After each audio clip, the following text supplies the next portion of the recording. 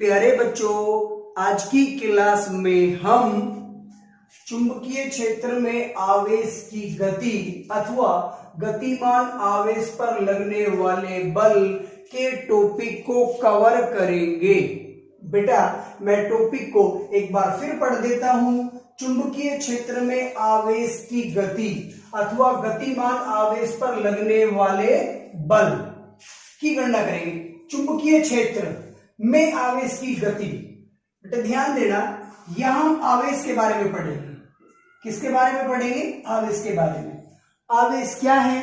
द्रव्य पदार्थों का एक गुण जिसे कैपिटल क्यू या स्मॉल क्यू से प्रदर्शित किया जाता है।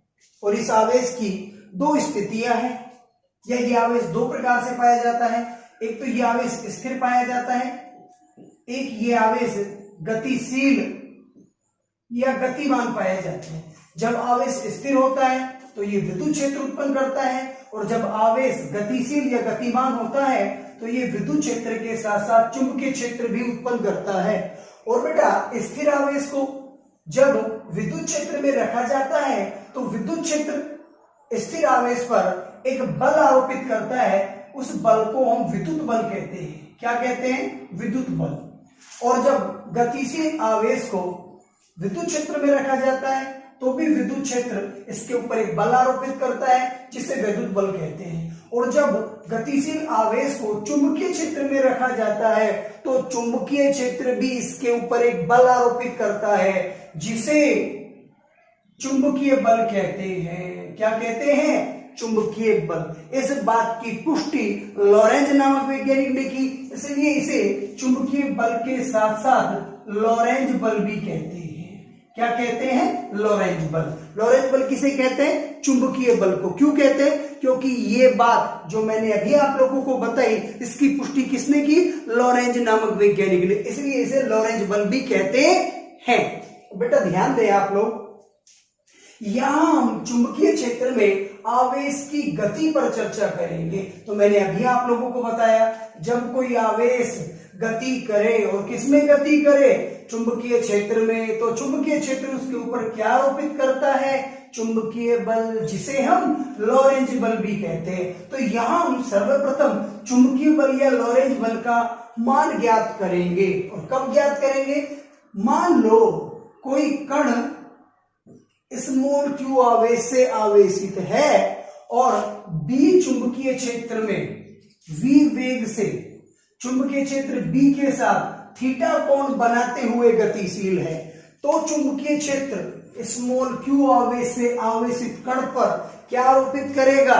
चुंबकीय बल या लॉरेंज बल। कितने मान का आरोपित करेगा? उसके मान की गणना करते हैं। बेटा, ये चुंबकीय क्षेत्र है जिसमें स्मॉल q आवेश से आवेशित कण थीटा कोण बनाते हुए v वेग से गतिशील है। तो चुंबकीय क्षेत्र स्मॉल q आवेश से आवेशित कण पर एक बल आरोपित करेगा, जिसे हम क्या कहेंगे? चुंबकीय या लॉरेंज बल। और बेटा, इस चुंबकीय या लॉरेंज बल का मान तीन कारकों पर निर्भर करता है। कितने कारकों पर? तीन कारकों पर। कारक नंबर 1, लगने वाला बल या चुंबकीय बल या लॉरेंज बल, जिसे हम F से प्रदर्शित करते हैं। बेटा, ये जो कण है ये कितने आवेश से आवेशित है, अर्थात कण के आवेश के परिमाण के समानुपाती होता है। और यहां ये जो कण है वो कितने आवेश से आवेशित है? स्मॉल q से। तो आरोपित बल या चुंबकीय बल या लॉरेंज बल किसके समानुपाती होगा? स्मॉल q के।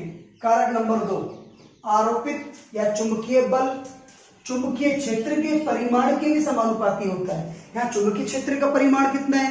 कैपिटल B, तो ये कैपिटल B के भी समानुपाती होगा। कारक नंबर 3, लगने वाला चुंबकीय बल वेग के चुंबकीय क्षेत्र से लंबवत घटक के समानुपाती होता है। यहां हम वेग को दो घटकों में बांटते हैं। बेटा, आप लोग कक्षा 11 से घटक के बारे में जानते हो। यहाँ दो घटक बनेंगे, ये ऊर्ध्वाधर घटक बनेगा, यहाँ क्षैतिज घटक बनेगा। और बेटा, जो घटक थीटा के साथ होता है वहां कोस आता है। क्या आता है कोस, और जो थीटा के साथ नहीं होता वहां क्या आता है साइन।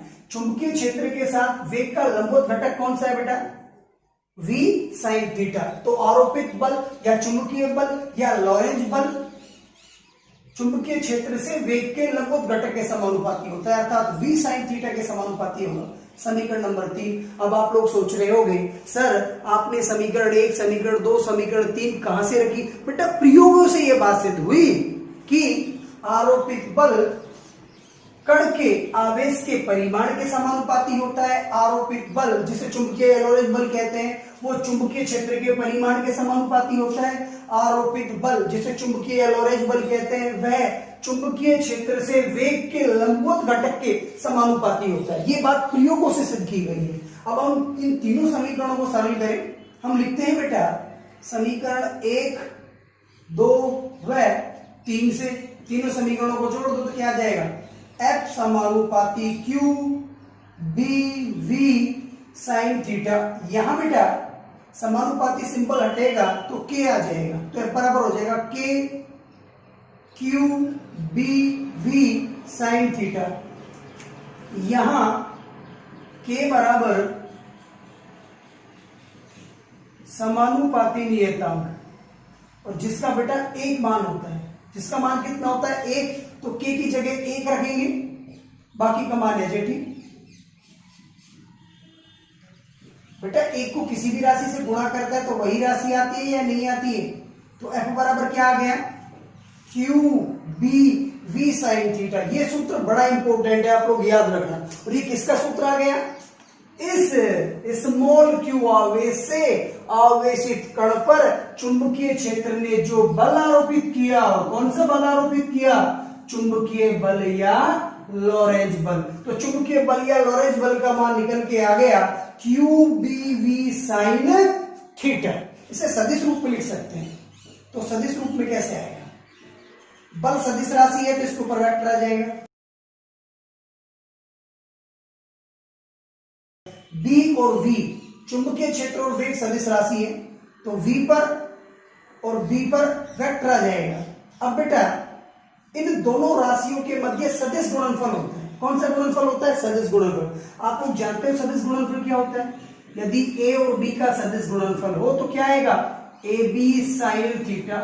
और बेटा V और B का सदिश गुणनफल हो तो क्या आएगा, VB sin थीटा। देखो यहां ध्यान दो, ये क्या लिखा हुआ है, BV sin थीटा या VB sin थीटा एक ही बात है, क्योंकि गुणा के रूप में हम कैसे लिख सकते हैं BV sin थीटा। ये भी क्या है, VB sin थीटा या BV sin थीटा कह सकते हैं। इसका मान सदिश गुणनफल के रूप में क्या है, V vector cross B vector. तो इस मान को हमने ऐसा लिख दिया तो कोई दिक्कत है क्या, नहीं है। तो ये जो चुंबकीय बल है या जो लॉरेंज बल है वो सदिश रूप में भी आ गया। अब बेटा ये जो कण है स्मॉल q आवेश से आवेशित, जिस पर B चुंबकीय क्षेत्र ने चुंबकीय बल या लॉरेंज बल आरोपित किया, उसका मान निकल के आ गया।